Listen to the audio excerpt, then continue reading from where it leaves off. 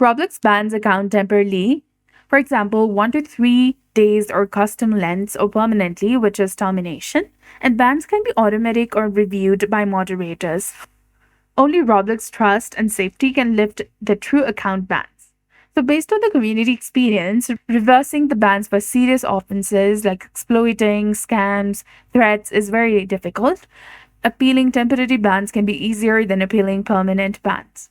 IP or device bans block access from your network or device but don't delete your account. So you need to submit an official Roblox appeal. This is the only official way to appeal a Roblox ban. So you need to go to roblox.com/support page and you need to fill out this form. Enter your username, your first name, your email address, which is associated with the account that has been banned. Also confirm the same email address in this box. Then under the issue details, select the device that you're having a problem on. And under the help category, go ahead and select appeal a decision.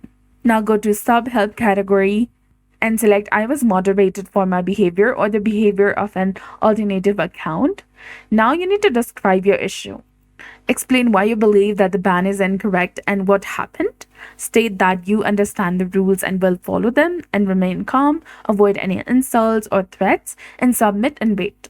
Roblox typically replies within 1 to 7 business days, but it can take longer.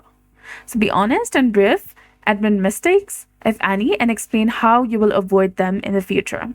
Submit only one appeal per ban. Sending multiple appeals can decrease your chances of success. So for short bans, it usually takes 1 to 3 days, especially in game bans. Waiting it out might be sufficient. An appeal can help if you believe it's a mistake, but Roblox might simply enforce the ban until it expires.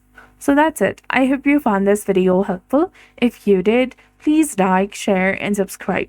Thanks for watching. We'll see you again in the next one.